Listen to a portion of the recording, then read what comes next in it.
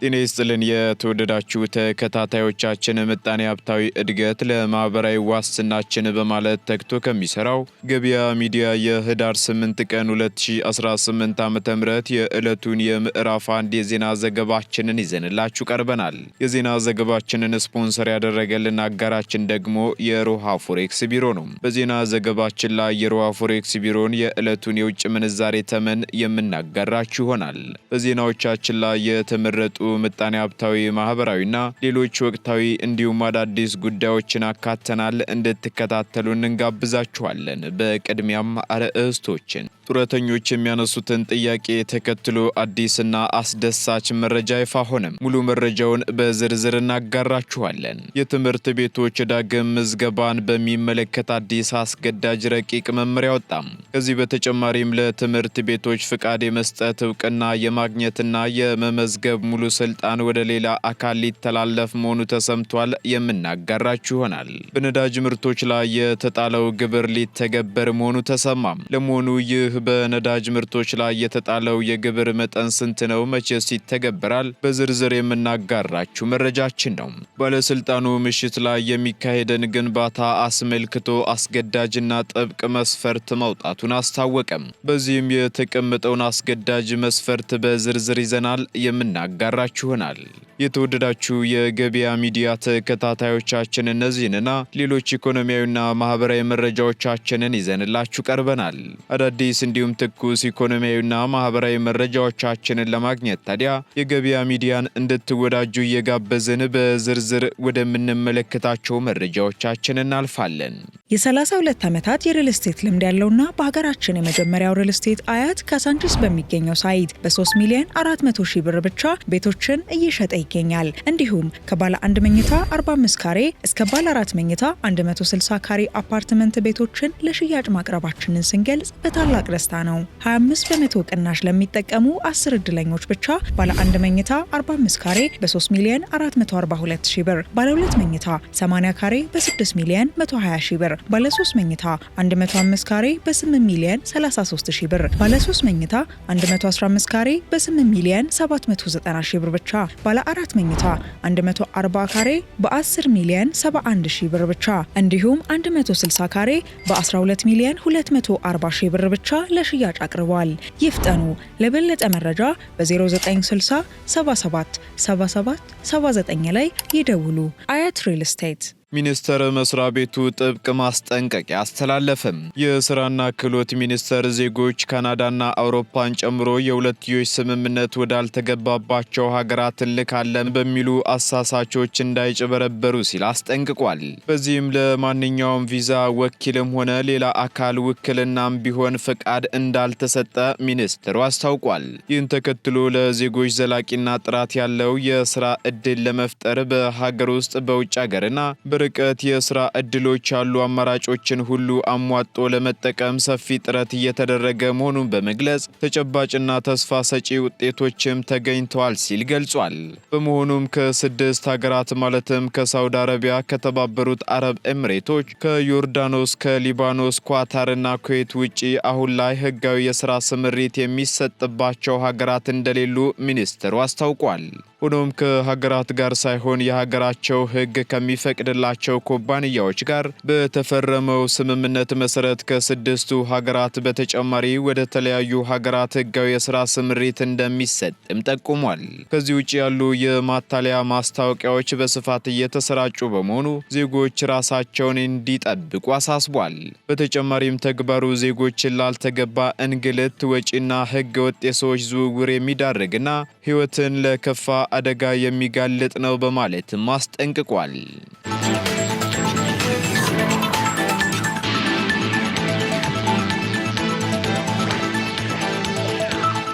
ከ15 ቢሊዮን ብር በላይ ገንዘብ ከበጀት እቅድ ውጪ መሰብሰቡ ተገለጸ። የገንዘብ ሚኒስቴር ከ15 ቢሊዮን ብር በላይ ገንዘብ ከበጀት እቅድ ውጪ መሰብሰቡ በኦዲት ተገልጿል። ሚኒስቴር መስሪያ ቤቱ በ2016 በጀት ዓመት ከፍተኛ መጠን ያለው የመንግስት ገንዘብ ከበጀት እቅድ ውጪ ሰብስቦ መገኘቱን በፌዴራል ዋና ኦዲተር ይፋ ባደረገው የተጠቃለለ ገቢና ወጪ የሂሳብ ኦዲት ሪፖርት ላይ አመላክቷል። በዚህም የኦዲት ግኝት እንደሚያሳየው ከሆነ ከተለያዩ ድርጅቶች የተሰበሰበው ከ15.1 ቢሊዮን ብር በላይ የፋይናንስ አስተዳደር አዋጅ ቁጥር 648/2001 ክፍል 5 አንቀጽ 20 ንዑስ አንቀጽ 20 መሰረት በበጀት እቅድ ውስጥ ሳይካተት ቀርቷል መባሉን ካፒታል ጋዜጣ አስነብቧል። ይህ ድርጊት ደግሞ አዋጁን በቀጥታ የሚጣረስ ነው የተባለ ሲሆን ዓመታዊ በጀት ሲዘጋጅ ሊሰበሰብ የሚችል ማንኛውም የመንግስት ገንዘብ በእቅድ መያዝ አለበት የሚለውን መሰረታዊ የሕግ መስፈርት ያልተከተለ መሆኑ ተገልጿል ሲል ዘገባው አክሏል።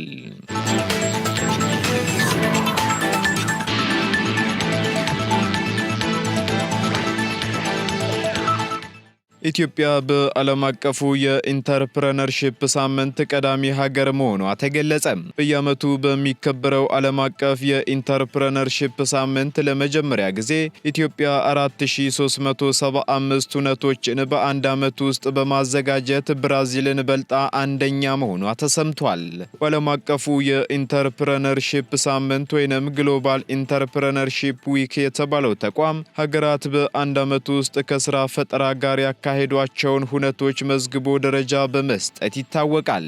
በዚህም ደግሞ በትላንትናው ዕለት ተቋሙ ይፋ ባደረገው ሰንጠረዥ መሰረት ኢትዮጵያ በብራዚል ስትመራ ቆይታ አሁን ላይ ቀዳሚ መሆኗን አስታውቋል። ከዛሬ ማለትም ከህዳር 8 ቀን እስከ ህዳር 14 ቀን 2018 ዓ.ም ድረስ በመላው ዓለም የሚከናወነው የዘንድሮ ዓለም አቀፍ የኢንተርፕረነርሺፕ ሳምንት በጋራ እንገንባ ወይንም ደግሞ ቱጌዘር ዊ ቢውልድ በሚል መሪ ሐሳብ ይከበራል ተብሏል። በዚህም ደግሞ ሁነቱ በኢትዮጵያ በስራና ክህሎት ሚኒስቴር በኢንተርፕረነርሺፕ ልማት ኢንስቲትዩት እና በግሎባል ኢንተርፕረነርሺፕ ዊክ የኢትዮጵያ ቅርንጫፍ በጋራ እንደሚከበርም ተገልጿል። ሳምንቱ በዓለም አቀፍ ደረጃ ኢንተርፕረነሮች ሀሳባቸውን ወደ ተግባር የሚቀይሩበት፣ አዲስ ስራ የሚጀምሩበት፣ ምጣኔ ሀብታዊ እድገትን በተመለከተ ኢንተርፕረነሮች በጋራ የሚመክሩበት ሳምንት መሆኑም ተነግሯል። እውነቱ ላይ የተለያዩ ዝግጅቶች የሚካሄዱ ሲሆን በመክፈቻ መርሃ ግብሩ ላይ የአፍሪካ ስታርታፕ ኢኮሲስተም ቢውልደርስ ሽልማት ሲሰጥ፣ በመዝጊያው ዕለት ደግሞ በሀገር አቀፍ ደረጃ የኢንተርፕረነርሺፕ ስነ ምህዳር ላይ አስተዋጽኦ ያላቸው ባለድርሻዎች እውቅና የሚያገኙ ይሆናል ተብሏል።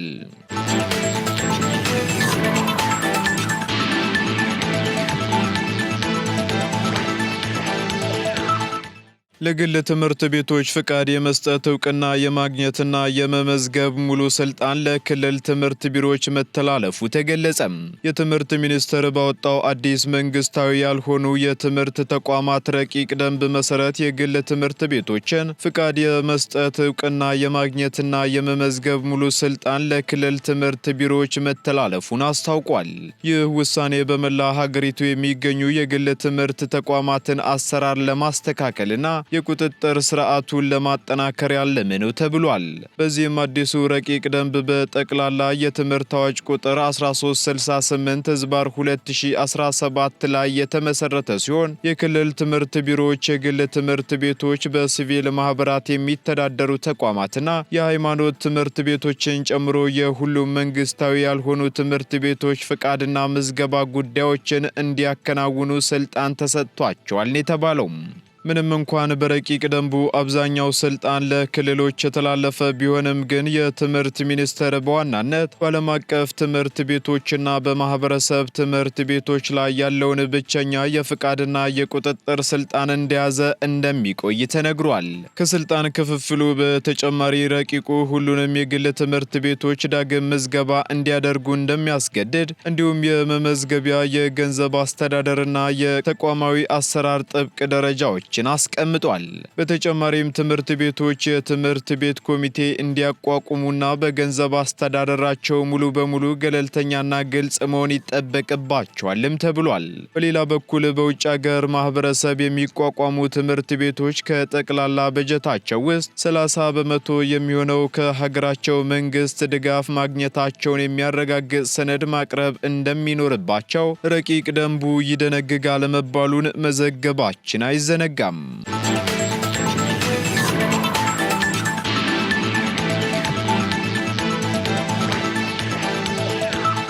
የጡረተኞችን ጥያቄ ለመመለስ በትብብር እየሰሩ መሆኑን ተቋማቱ ገለጹ። የኢትዮጵያ ኤሌክትሪክ ኃይልና የኢትዮጵያ ኤሌክትሪክ አገልግሎት ከተቋማቱ በጡረታ የተገለሉ የቀድሞ ሰራተኞቻቸውን ጥያቄ ለመመለስ በትብብር እየሰሩ መሆኑን የሁለቱ ተቋማት ስራ አስፈጻሚዎች አስታውቀዋል። ስራ አስፈጻሚዎቹ ይህን ያሉት በኢትዮጵያ ኤሌክትሪክ ኃይልና በኢትዮጵያ ኤሌክትሪክ አገልግሎት የቀድሞ ሰራተኞች የተመሰረተው የመብራት ኃይል የጡረታ ሰራተኞች ማህበር ሁለተኛ ጠቅላላ ጉባኤውን ባካሄዱበት ወቅት ነው። በዚህም የኢትዮጵያ ኤሌክትሪክ ኃይል ዋና ስራ አስፈጻሚ ኢንጂነር አሸብር ባልቻ በጉባኤው ላይ ባስተላለፉት መልእክት የማህበሩ አባላት በዕድሜ ገደብ በጡረታ ቢገለሉም ለተቋማቱ እዚህ ደረጃ መድረስ ከፍተኛ መስዋዕትነት በመክፈል ጭምር ረጅም ዘመን ያገለገሉ በመሆናቸው መከበር ይገባቸዋል ሲሉ ተናግረዋል። በመሆኑም ሁለቱ ተቋማት ከፍተኛ ፋይናንስ የሚፈልጉና ስራዎችን የሚያከናውኑ መሆናቸውን ታሳቢ ባደረገ መልኩ ጡረተኞቹ የሚነሱ ጥያቄዎችን ለመመለስ በትብብር እየተሰራ መሆኑን ገልጸዋል። ጡረተኞቹ እውቀትና ልምዳቸውን በማካፈል ተቋማቱን ለማሳደግ በትብብር እንዲሰሩ ጥሪ ያቀረቡት ዋና ስራ አስፈጻሚው የኢትዮጵያ ኤሌክትሪክ ኃይል ጡረተኞችን ለመደገፍና ተባብሮ ለመስራት ዝግጁ መሆኑን አረጋግጠዋል።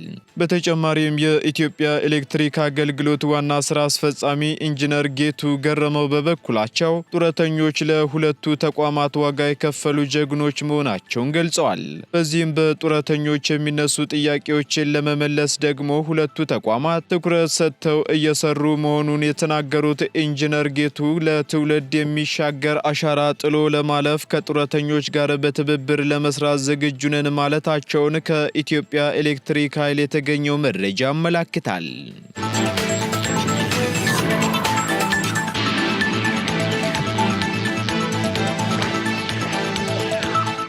ምሽት ላይ ለሚካሄድ ማንኛውም ህንፃ ግንባታ ፍቃድ ማውጣት ግዴታ ነው ተባለም።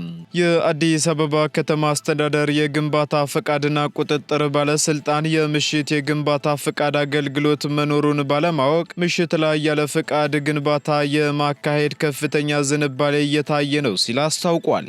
ሆኖም ምሽት ላይ የሚደረግ የግንባታ እንቅስቃሴ ፍቃድ የሚያስፈልገው መሆኑን የገለጸው ባለስልጣኑ ምሽት ላይ ደግሞ ግንባታ በማካሄድ ሂደት አደጋዎች እያጋጠሙ እንደሆነ ገልጿል። በዚህም ምሽት ላይ ለሚደረጉ ማንኛውም የግንባታ አይነቶች በቅድሚያ ከሚመለከተው ተቋም ፍቃድ ማውጣት ግዴታ ነው ሲሉ የግንባታ ፍቃድና ቁጥጥር ባለስልጣን ባለሙያው አቶ ሳሙኤል ደምሴ ተናግረዋል።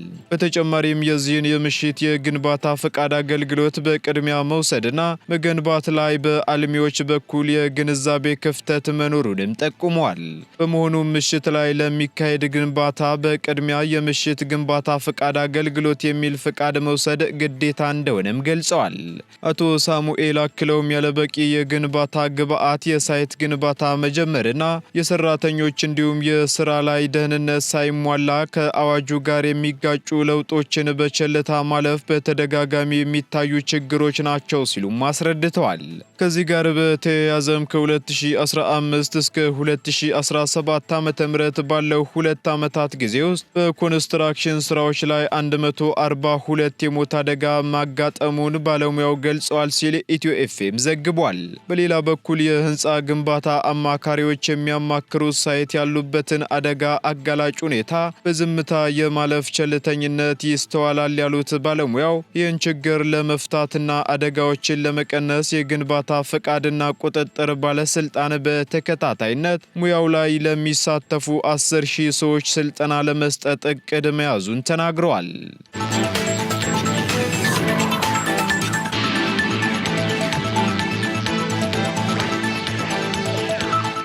ቀጥለናል ውድ ተከታታዮቻችን። ወደ መጨረሻው ዝርዝር መረጃችን ስንሸጋገር በነዳጅ ምርቶች ላይ የተጣለው አጠቃላይ የ30 በመቶ ግብር ተግባራዊ ሊሆን ነው ተባለም።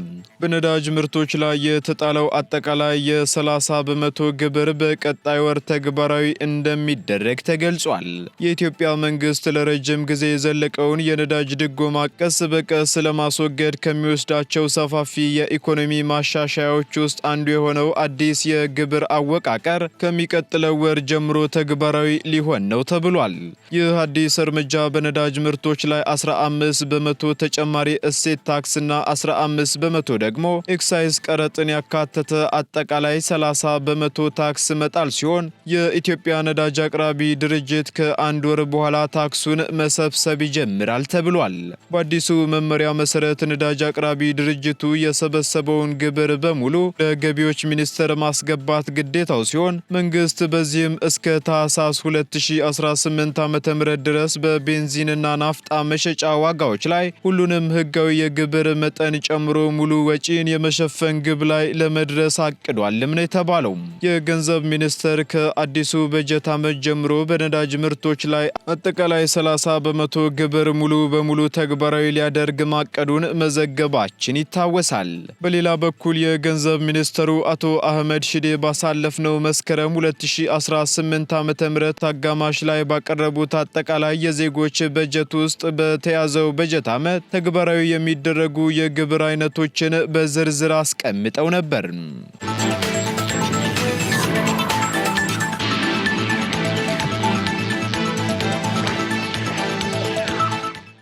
ቀጥለናል ውድ ተከታታዮቻችን። በመጨረሻም የሮሃ ፎሬክስ ቢሮን የዕለቱን የውጭ ምንዛሬ ተመን መረጃ እናጋራችኋለን።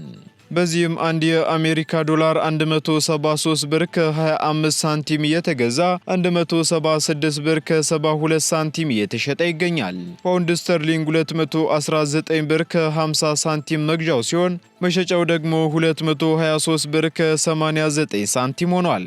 ዩሮ እንዲሁ 194 ብር ከ56 ሳንቲም እየተገዛ 198 ብር ከ45 ሳንቲም እየተሸጠ ይገኛል። ስዊስ ፍራንክ 204 ብር ከ55 ሳንቲም እየተገዛ 208 ብር ከ64 ሳንቲም እየተሸጠ ይገኛል።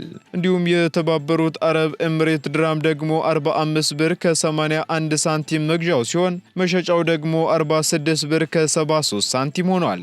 እንዲሁም የቻይና ዩዋን ደግሞ 22 ብር ከ73 ሳንቲም እየተገዛ 23 ብር ከ18 ሳንቲም እየተሸጠ መሆኑን የሮሃ ፎሬክስ ቢሮ የዕለቱ የውጭ ምንዛሬ ተመን መረጃ ያመላክታል።